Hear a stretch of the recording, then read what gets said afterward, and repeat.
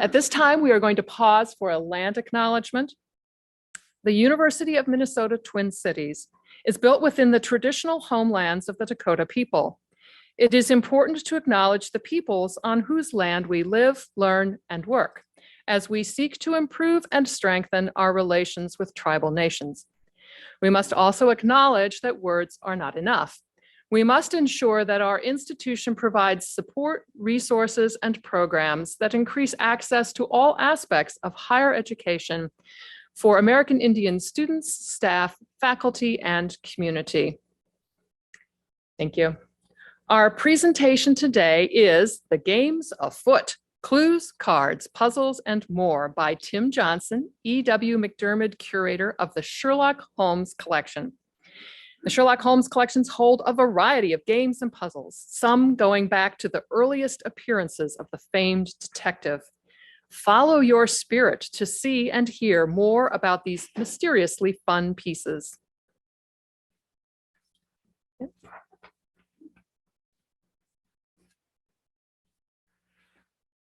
Oh, you merry band. It's so good to see you.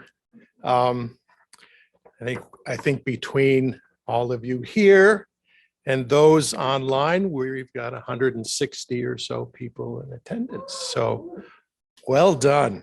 And on behalf of my colleagues here in Anderson Library and the Department of Archives and Special Collections, welcome. It is really good to be back together. And this theme, it's all fun and games, gives us a chance to, as Linnea said, investigate materials in the archives that are strictly recreational. Now, that phrase, strictly recreational, can be taken any number of ways. And by kicking off this season with a focus on the Sherlock Holmes collection, we're invited to explore several recreational possibilities. After all, the adventures of Mr. Holmes and Dr. Watson present innumerable adventures. So this afternoon, what I'm actually going to do is to concentrate on two major Sherlockian playgrounds. The first is what we call the Great or the Grand Game, known to Holmesians around the world. And the second one will focus on some of those clues and cards and puzzles and more, which make up an interesting part of the Sherlock Holmes collection, and in some ways is an extension of playing the grand game. Now, as to the grand game, you may have heard Holmes or one of his enthusiastic followers utter a line from Shakespeare, "The game's afoot." Now, those familiar with the Bard know that these lines come from his historical play, Henry V, Act 3, Scene 1. And they fall toward the end of Henry's speech, which begins, "Once more into the breach, dear friends, once more, or close up the wall with your English dead." Hardly the lines to be read as a recreational pastime, coming as they do on the morn of battle. Unless you're one of those playing these massively multiplayer online games. Now, Sherlockians favor the end of Henry's speech, hinting as it does a more pleasant and spirited adventure. "I see you stand like greyhounds in the slips, straining upon the start. The game's afoot. Follow your spirit, and upon this cry, on this charge, cry, God for Harry, England, and St. George." Now, Conan Doyle, or Dr. Watson, who we know was really the author of the tales, used the line in a slightly altered form in The Adventure of the Abbey Grange. Doyle, or Watson, wrote,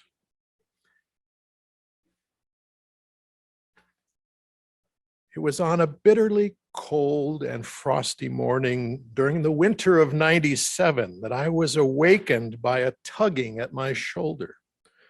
It was Holmes.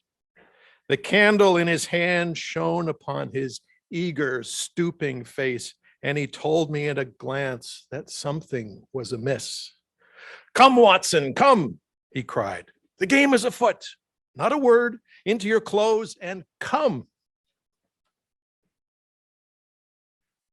Now, William S. Baring Gould, and here you see Baring Gould as a young University of Minnesota student and editor. Later on in his life, in his 2-volume, The Annotated Sherlock Holmes, he made this observation about the phrase, "the game is afoot." Baring Gould wrote, "His words epitomize the whole Sherlockian saga, with the possible exception of the obnoxious and wholly apocryphal, 'Quick, Watson, the needle.' They are no doubt more often quoted than any other Holmes-Watson expression." Now, the grand game is an adventure in biography. It presumes the following: A, that Holmes and Watson were and are real people, that most of the stories were written by Dr. Watson, that Sir Arthur's role was that of a literary agent, that Watson, in haste or intentionally, obscured or confused dates, details, and data. And finally, that it is left to scholars or scoundrels to make sense of these discrepancies and incongruities. The goal of the game, now evident by decades of published, celebrated, and debated Sherlockian scholarship, is to employ critical thinking and scholarly tools in fleshing out, as it were, a full-blooded biography of Holmes, Watson, or the other canonical characters. Indeed, this enterprise has borrowed the language and categories of biblical scholarship. The 56 short stories and 4 book-length adventures are now referred to as the canon. Non-canonical writings are referred to as the Apocrypha. Sherlockian scholarship, the writings on the sacred writings, can be categorized as textual or lower criticism, source criticism, higher criticism, radical criticism, or midrash. Now, a debate continues on when this grand game began. Some, perhaps a majority, favor the year 1911, when Ronald Knox at Oxford overlaid the language and apparatus of biblical scholarship onto Sherlockian texts in his lecture, Studies in the Literature of Sherlock Holmes, a paper read to students and published a year later in the Blue Book. Others favor an earlier year, 1902, when Frank Sidgwick examined the Watsonian chronology in the Cambridge Review as the first installments of The Hound of the Baskervilles were appearing on the pages of the Strand magazine. Now, I might propose an earlier starting point. November 28th, 1891, the date when the pastiche, My Evening with Sherlock Holmes, written anonymously, appeared in The Speaker magazine. This story happened to be from the pen of Doyle's friend, J.M. Barrie, and was published only 4 months after a scandal in Bohemia, the first Sherlockian short story, appeared on the pages of the Strand magazine in July of 1891. Barrie began with these lines: "I am the sort of man whose amusement is to do everything better than any other body. Hence my evening with Sherlock Holmes. Sherlock Holmes is the private detective whose adventures Mr. Conan Doyle is now editing in the Strand magazine." Now notice how Barrie opens with a comparison rooted in knowledge. He can do something better than Holmes because he has an intimate understanding of Holmes. Also note his description of Doyle as editor. We now have a conditional. If Doyle is editor, then Watson is author. Now, my argument might be rooted in the nature of pastiche as an artistic work in a style that imitates that of another work, artist or period. Holmes, with his artistic family history, would, I think, appreciate the work of a fellow artist sufficiently knowledgeable of his own biography who could produce such a short and humorous homage. In any event, I hope this gives you, oh, and I forgot to give you Barrie and Peter Pan, my apologies. In any event, I hope this gives you a feel for how the grand game is played. Over the decades, it has included chronology, biography, history, geography, theology, and so much more. In a well-loved quotation from her 1946 book, Unpopular Opinions, Dorothy L. Sayers captured the ambiance of the grand game. She wrote, "The game of applying the methods of higher criticism to the Sherlock Holmes canon was begun many years ago by Monsignor Ronald Knox, with the aim of showing that by those methods, one could disintegrate a modern classic as speciously as a certain school of critics have endeavored to disintegrate the Bible. Since then, the thing has become a hobby among a select set of jesters here and in America. The rule of the game is that it must be played as solemnly as a county cricket match at Lord's. The slightest touch of extravagance or burlesque ruins the atmosphere." Or as Christopher Morley, founder of the Baker Street Irregulars, put it in another cherished line, "Never has so much been written by so many for so few." So how then does this grand game express itself through other amusements found in the Sherlock Holmes collections? If we're a latter day, and here I was searching for a word I was trying to describe, how do you describe subjects or followers of the current king?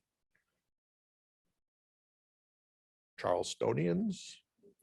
Carolians is one that I stumbled across, which seemed, so if we are latter-day Carolians in search of a Victorian or Edwardian or Elizabethan amusement, what do we have at hand in the collections? We get a hint by looking at volume 3 of the 4-volume monumental bibliography produced by the late Ronald Dewall, The Universal Sherlock Holmes. He has a category, the title, which is Games, Puzzles, and Quizzes. And there in that bibliography, you can find entries for bridge and chess and computer games and contests and crossword puzzles and games and mysteries and puzzles and quizzes. Some 796 entries, if I counted correctly. but there's more, because DeWall only took us to 1994. So we're going to take a peek, at least at some of that early fun. So Sir Arthur wrote Holmes' adventures between 1887 and 1927, 4 decades. Sherlockian amusements appeared, as you've already seen, while Doyle was writing his tales. Playfulness and mystery existed side by side. In 1894, a year after Mr. Holmes supposedly met his end at the Reichenbach Falls, Richard Morton and H.C. Berry teamed up to give us The Ghost of Sherlock Holmes, a piece of sheet music to be sung in public without fee or license, except in music halls. The cover featured a burglar, kleptomaniac, and anarchist, each crying out, "Thieves, help, police!" And presumably on the cover, that well-composed fellow you see there is the singer, H.C. Berry, with the pensive ghost of Sherlock Holmes hovering above. Now, the lyrics are quite something. They begin, "Don't start and pray, don't leave your seats. There's no cause for alarm. Though I've arrived from warmer sphere, I mean you all no harm. I am a ghost, a real ghost too, that nightly earthward roams. In fact, I am the specter of Detective Sherlock Holmes." Detective Sherlock Holmes. Now, then you as the chorus would join in, and I won't make you join in, but "Sherlock, Sherlock, you can hear the people cry. That's the ghost of Sherlock Holmes as I go creeping by.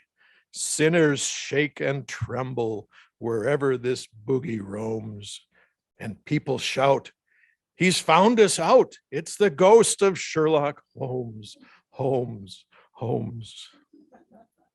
Now, the second verse has some actions which truly warrant content warnings. And so I'm going to skip and go to the last verse.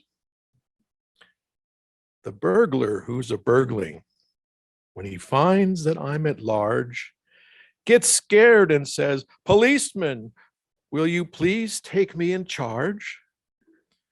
The lady who's shoplifting tries to put her thievings back and says, 'Oh, Mr. Sherlock, I'm a kleptomaniac.'" Chorus, "Sherlock, Sherlock, you can hear the people cry. That's the ghost of Sherlock Holmes as I go creeping by. Sinners shake and tremble wherever this boogie roams, and people shout, 'He's found us out. It's the ghost of Sherlock Holmes, Holmes, Holmes.'" Now, Tim Klein is a fellow Sherlockian, and he's a member of another Sherlockian society, the Crew of the Bark Lone Star, down in Dallas, Texas. And Tim has been collecting, according to his own writings, seriously, collecting games seriously since 1997, and been a Sherlockian since the age of 7. So he knows a thing or two about these games. He's published several books and articles on the subject, so I'm happy to have his guidance, which informs part of this talk. So shortly after Holmes was resurrected from the Reichenbach in The Adventure of the Empty House in 1903, Parker Brothers of Salem, Massachusetts, published the first Sherlock Holmes game, cleverly titled The Game, Sherlock Holmes. The box and instructions promised pure, laughable, exciting fun. Any number from 3 to 8 can take part. The object is to capture as many burglars, robbers, and thieves cards as possible. I was reading this script to someone a couple days ago, and they said, "What's the difference between a burglar, a robber, and a thief?" I'll leave that to you.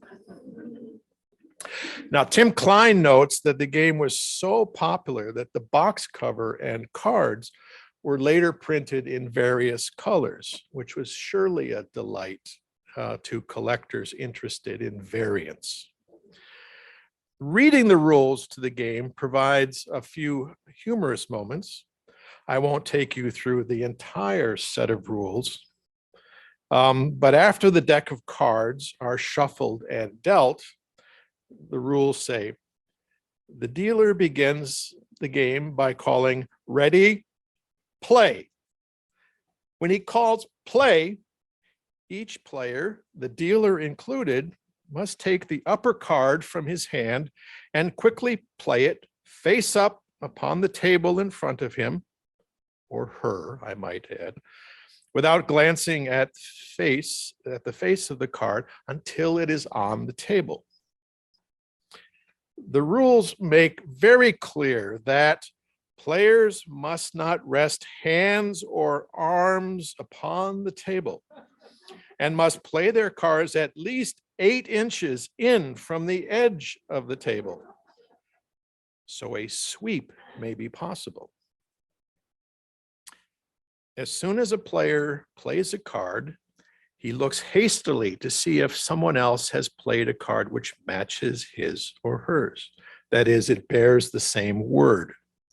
If so, they call the word, which appears both on their top card and on the opponent's top card, and take the opponent's playing pile, but not the cards the opponent is holding in their hand. If a player's card matches more than one top card, they take all the piles that are matched.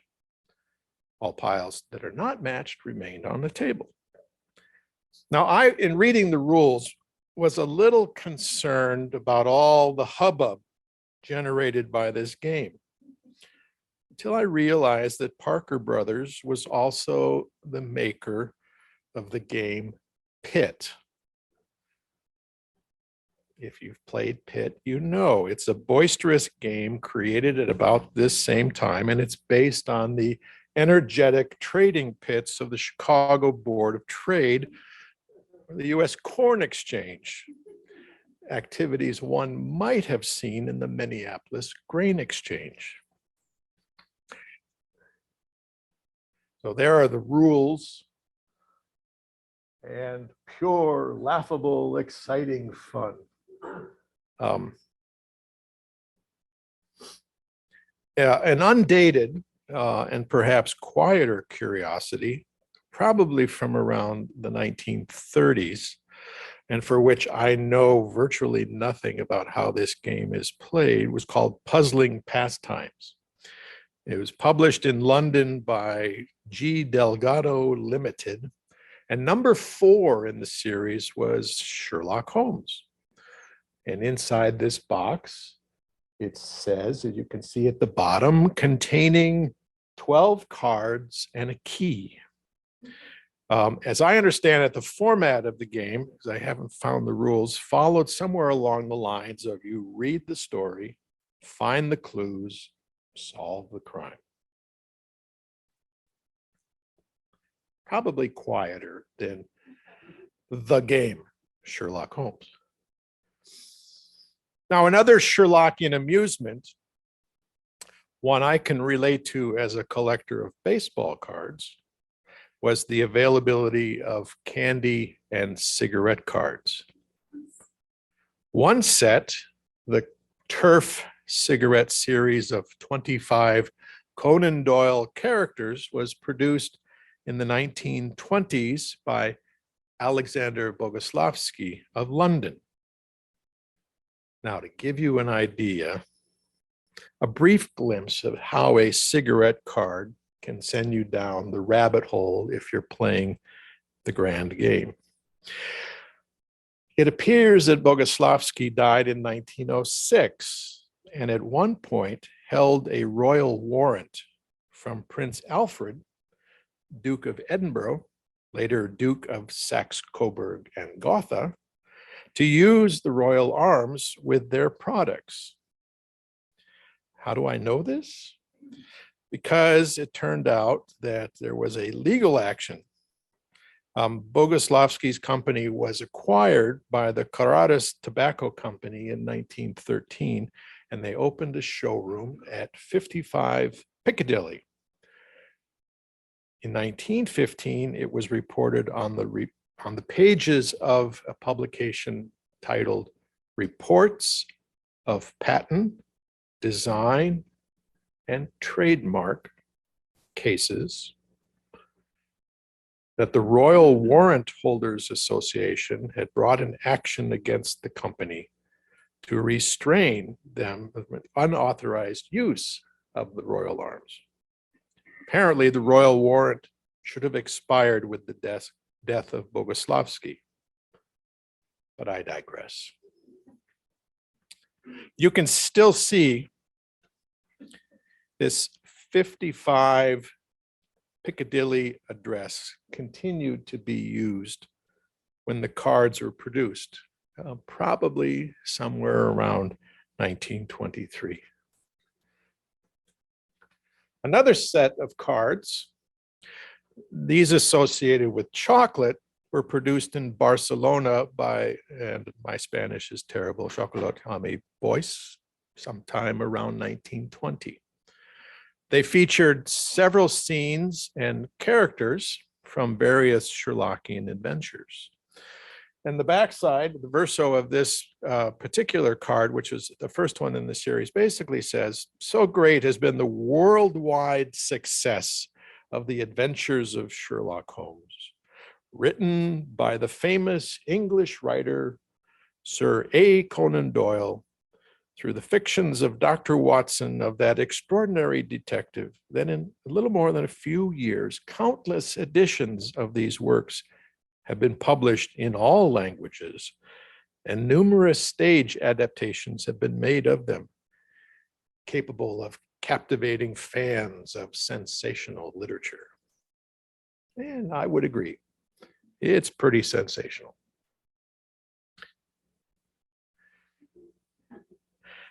Now, the Great Depression and World War II most likely put game creation and production on the back burner, especially as supplies tightened in the war effort.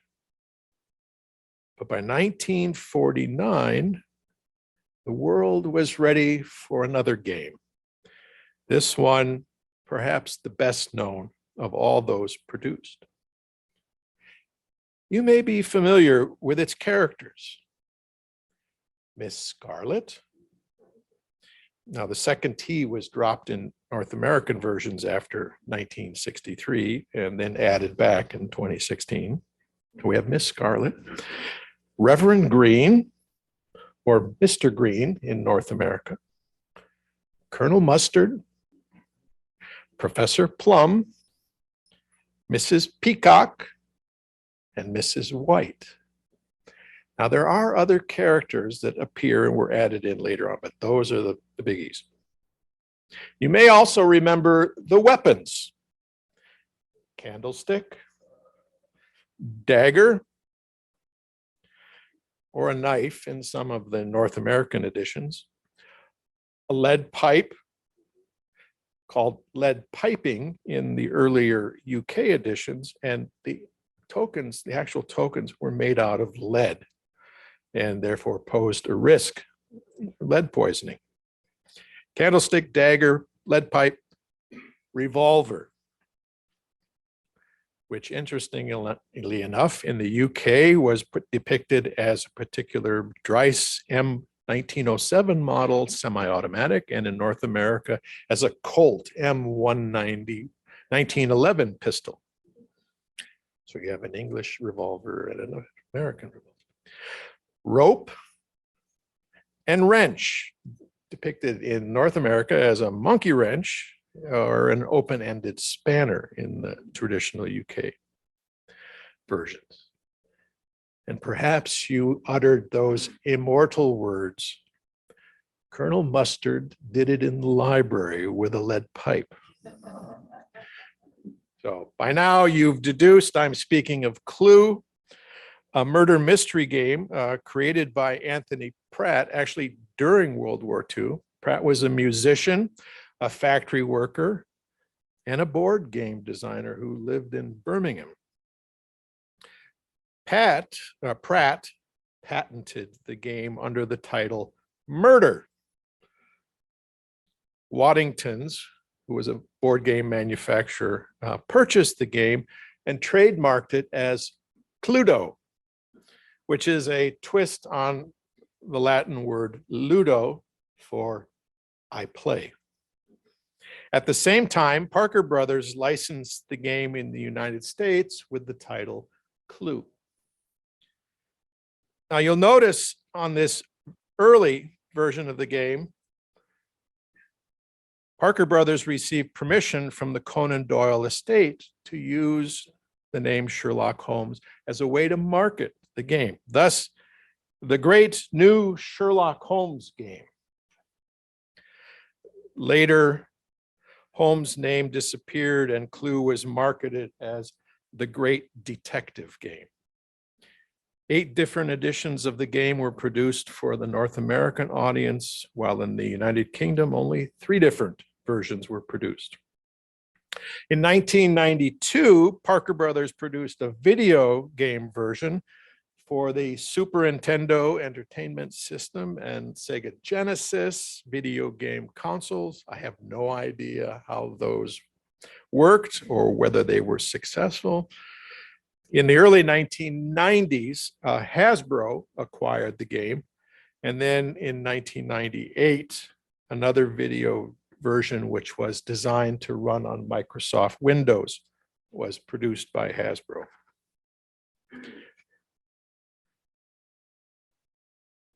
Now, the year 1967 and the Ideal Toy Company gave us an enigmatic and quite possibly inadvertent crossover game with the curious title Murder on the Orient Express, a Sherlock Holmes mystery game.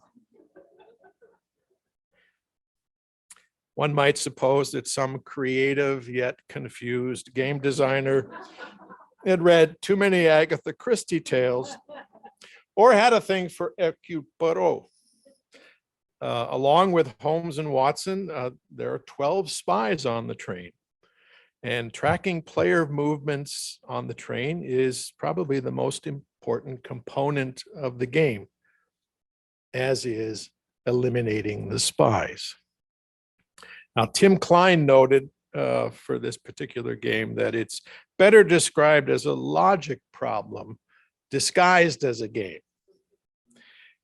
It certainly requires a good deal of thought to play, he wrote. The rule book is 14 pages in length, 6 pages of rules, 3 pages showing how to fill out the tracking forms, and 5 pages giving an example of 1 8-turn play sequence.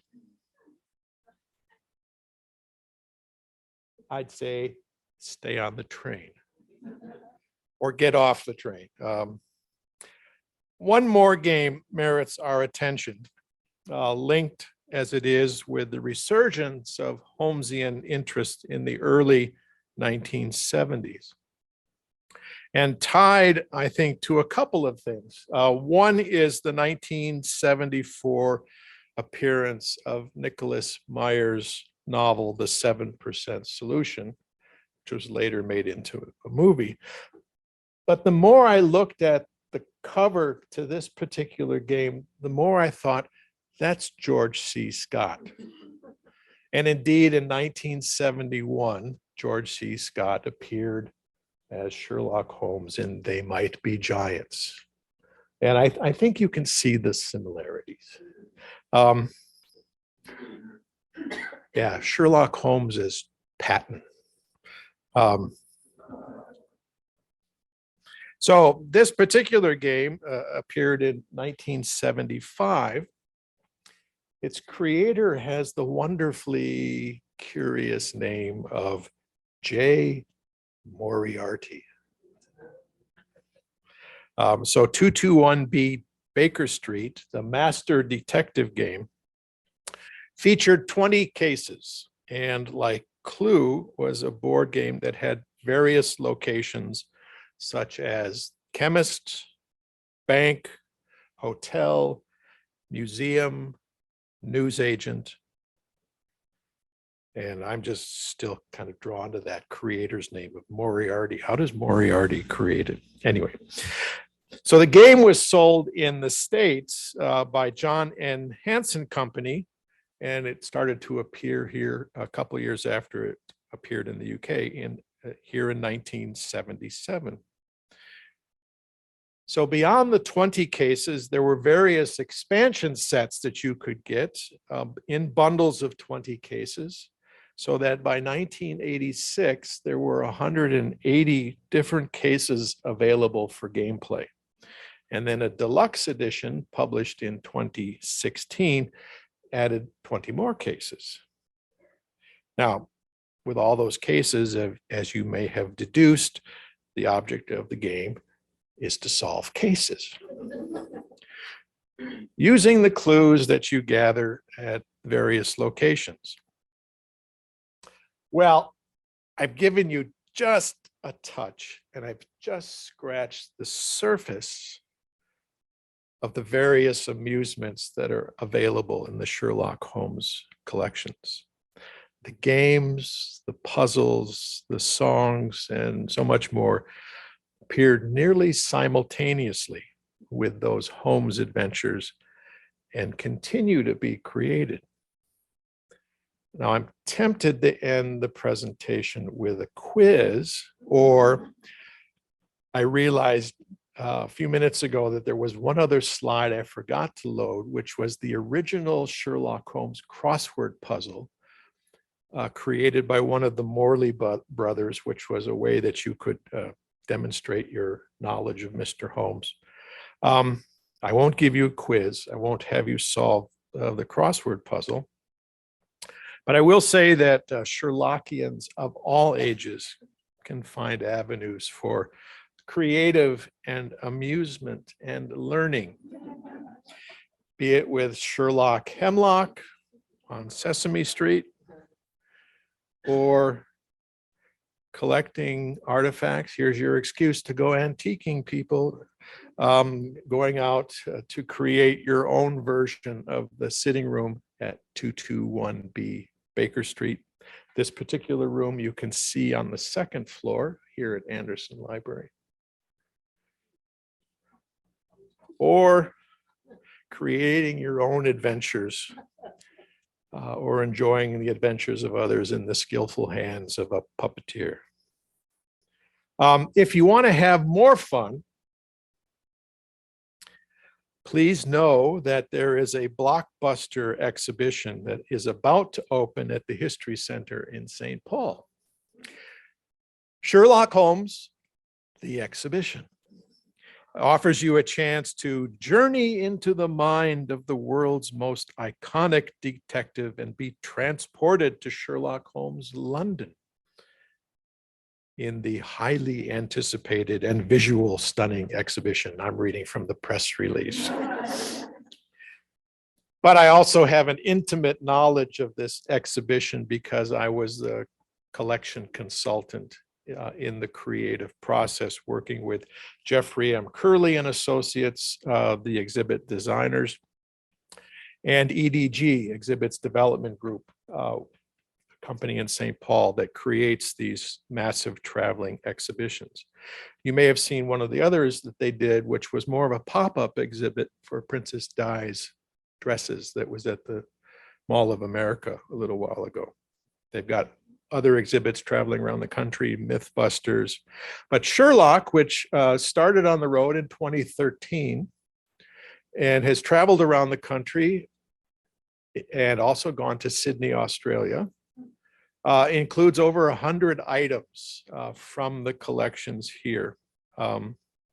So again, reading from the press release, visitors will unlock the storied sleuth's revolutionary investigative secrets through an interactive exhibit that combines history, science, and culture to reveal the historic underpinnings of author Sir Arthur Conan Doyle's rich and vibrant stories.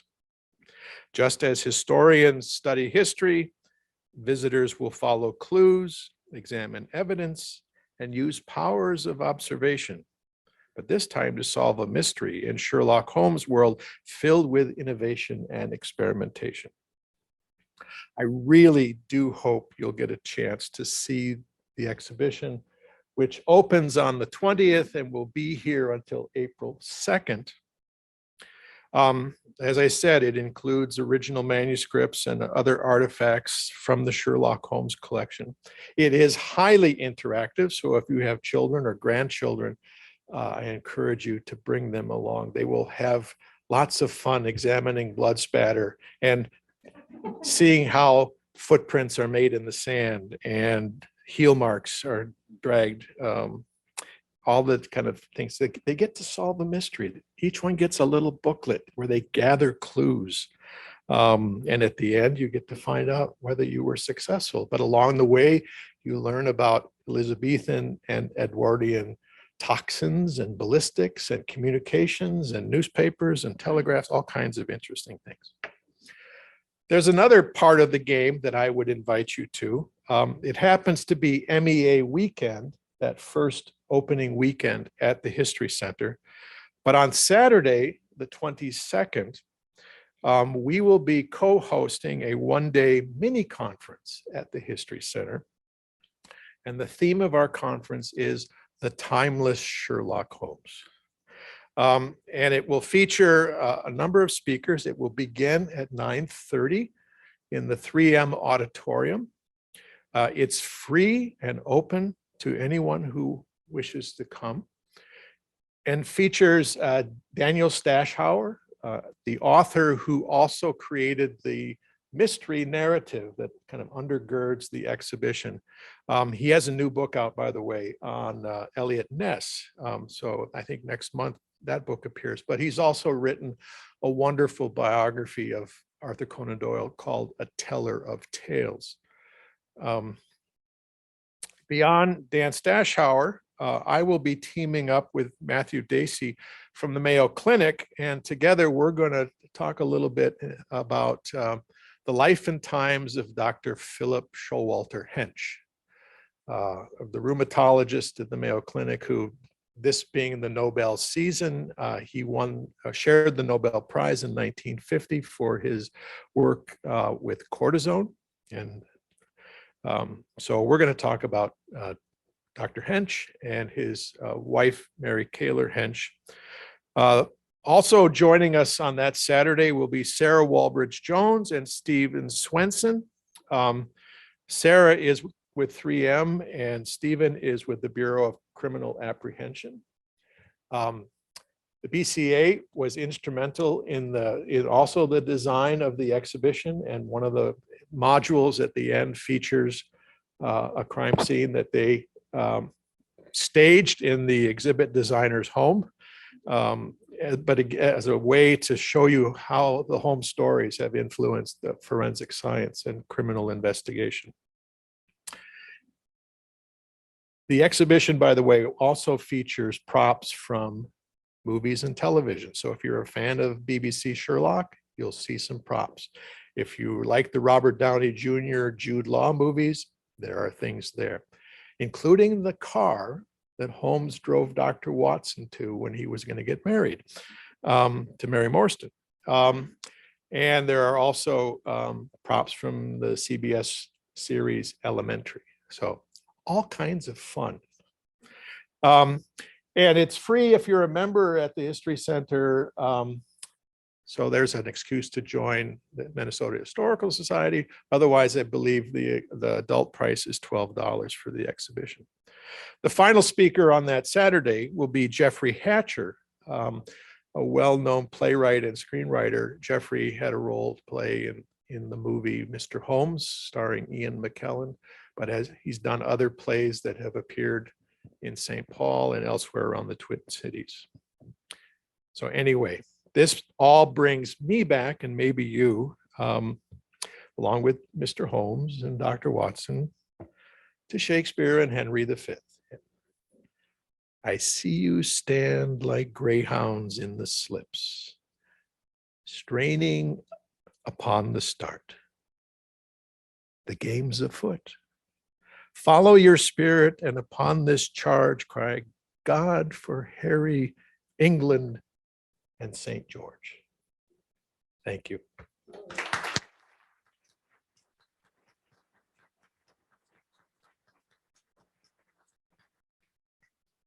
Thank you, Tim. We do have a little time for questions, and it looks like, I thought maybe, Kate, should we alternate online and in the room, and starting with online? Yeah, we have one question from online. What age kids would benefit most from the exhibit at the History Center? I would say later elementary and junior high, and high school kids will love it too, but I think kind of the target audience is, say, from about 4th grade through 10th grade would be my sense. I have visited the exhibition at a number of the venues, Denver, St. Louis, Columbus, Ohio, elsewhere, and have had a chance to run through it myself. And that's kind of who I see, but I see grandparents and grandkids there too. One of my favorite moments, in fact, is at the opening of the exhibition. There is a case, and I've seen some wonderful pictures in the media of parents and grandparents and children and grandchildren leaning over the case to look at our copies, our pages from the Hound of the Baskervilles manuscript. And the original Sidney Paget drawing from the Red-Headed League. I mean, can't get cooler than that. So that's the target audience. It does kind of have a science undergirding theme in terms, but it's close observation, it's experimentation, it's all those things that Mr. Holmes did as the one and only consulting detective. He urges you to observe. All right, do we have a question from an audience member in the room? Anyone in the room? Great. Oh yes, back here. And do me a favor and just repeat the question for the folks online. Thank you. Got it. I was curious about the Barry pastiche that came out so early. Were the stories monthly at that point? And was Barry a friend who would have been reading the stories ahead of the public? Or how did he get the pastiche out? So the question is about J.M. Barrie and the pastiche that he wrote very early on with in conjunction kind of with the Holmes stories, and how did that happen and so on. Barrie was a good friend of Conan Doyle. They produced a play together, which was not a hit. If you've seen the movie Neverland, you've got Conan Doyle and Barrie together in that play, in that movie. Frohman, I think, was the producer for that play, and I forget which actor, if it was Dustin Hoffman, who played that role. But kind of in terms of the history of the publication of the stories, you have 1887 is A Study in Scarlet. It's kind of a standalone thing that appears in the Beaton's Christmas Annual. Then you have a Study in Four, which is in Lippincott's magazine in 1890. Oh, not Study in Four. Study in Scarlet, Sign of Four. Thank you. Sign of Four in Lippincott's in 1890. And then it's 1891 is when he launches with the Strand, and those are monthly.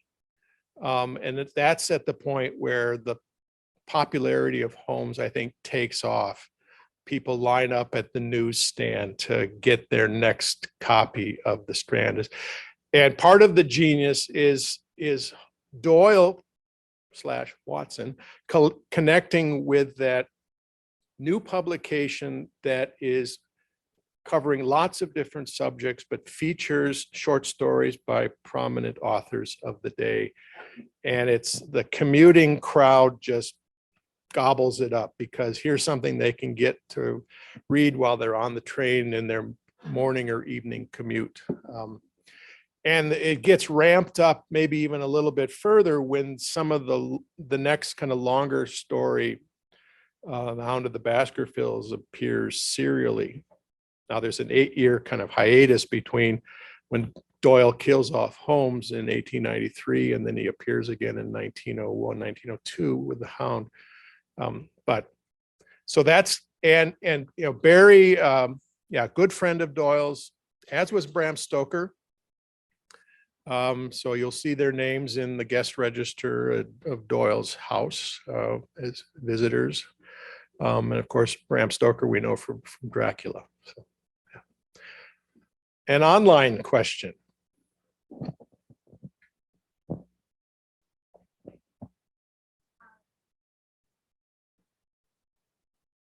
This one is just more of a comment, wanting to let people know that the popular tabletop game, the original Sherlock Holmes and his Baker Street Irregulars, is available, licensed by the Conan Doyle estate, and you can find it online. Yes. Probably available through Amazon. Another question in the room. Yes. When did the archive get established here at Minnesota, and what have been your greatest sources of materials? It's a wonderful question because we're coming up on an anniversary. So I'll repeat the question again. Is related to when the collection was established and what are some of the wonderful kind of things that kind of noteworthy within the collections. I think that I want to know, where did they come from? Well, yeah, how did they get here? Where did they come from? How did they get here? So the first piece was a small purchase of about 160 volumes and maybe a similar number of periodicals from a fellow by the name of James Iraldi, who was a Baker Street irregular who lived in the New York City area. I'm actually trying to track more down about him right now because he's a bit of a mystery character. But he did write some stories. And so it was his library that was acquired of first editions that begins the Sherlock Holmes collection in 1974. 4 years later, the heavens kind of open up when Mary Kaler Hench, on behalf of herself and her late husband, Dr. Philip Hench, give their collection to the university. And it's that collection that includes amazing original artwork and manuscripts and rare editions. And it's that collection when it arrives in 78 that causes the Sherlockian world to kind of sit up and take notice and wonder what's going on in Minneapolis. One of the folks who stood up and took notice was a guy who had the largest private collection in the world, a fellow by the name of John Bennett Shaw, an entrepreneur who lived in the Tulsa, Oklahoma area and then retired to Santa Fe, New Mexico. His collection was so large, he had to build a new room on his house. The university did some clever things. They invited John Bennett Shaw to be a special research fellow and give talks. And you can hear, if you go to our UMedia archive site and you search for John Bennett Shaw, you can hear him give a talk on the cult of Sherlock Holmes, delivered in the Mayo Auditorium over on the East Bank. So he gave talks, and at the same time, the libraries was talking to him about what was going to happen to his collection. Now, he was a Notre Dame graduate and had no connection with the U. He'd given his G.K. Chesterton collection to Notre Dame, but he liked what was happening with the Hench collection and how it was cared for so much that by 1983, he signed an agreement that said his collection could come here upon his death. He later changed his mind and said it could come before he died. And so in 1993, multiple semi-trucks pulled up to his home in Santa Fe and took his collection. Also ripped a sign out of his front yard. And you can see the sign. It's outside the sitting room door on the second floor. It says 221B Baker Street. That was in the Shaw yard. So that's what made us the world's largest. And in the meantime, Shaw became an ambassador for the collections and went around and kind of twisted the arms of some of his friends that my collection's coming to Minnesota. I think yours should too. And one of the arms he twisted was a woman by the name of Edith Meiser. Edith Meiser was an actor, a writer. She had produced many of the radio plays in the 1930s and into the mid 1940s. She also never gave away her intellectual property rights to the networks that produced her plays. So she had all of her scripts, and she had 16-inch transcription disc recordings of many of the shows because the advertisers, they needed proof that their product had been advertised. So now you can listen to those shows and you can hear the sponsors such as Clipper Craft Clothes, say that one, or G. Washington Coffee, or bromoquinine cold tablets. But anyway, in 1991, she was convinced her collection should come to Minnesota. She needed final proof though, and so there was a delegation that traveled to her in New York City. The delegates were E.W. McDiarmid and a fellow you may have watched on the television now and then, Don Shelby. Both members of the local Norwegian explorers Sherlockian group. The story is they were both quizzed mercilessly by Edith. They both passed with flying colors and were deemed worthy, and thus her collection came to Minnesota as well. We've done 3 different digital projects from those recordings, so you can acquire some of those radio shows. You can or listen to them online or buy your own set. We did the first with the Smithsonian Institution and then 2 other sets with commercial enterprises in California. So that's how it happened. It continues to happen. We just received a couple large pallet loads from a collector in California. And we're very excited about that because she collects Sherlockian audiovisual materials, including some kind of rare commercials and things that are kind of fugitive, the ephemeral audiovisual stuff. So I will say, while we are the largest Sherlock Holmes collection, there is one that I consider my friend collection, collaborative collection. It's the Richard Lancelin Green Bequest, which is owned by the city of Portsmouth, England. Richard had a phenomenal collection. It focuses maybe more on Conan Doyle, but it rivals us or equals us, comes close to us in size. I use the figure 60,000 items for our collection. I think that's a conservative number. We have a lot of stuff and it's all cool. So anyway, I hope that. And I think we're at time. So I'll hand it back to Linnea.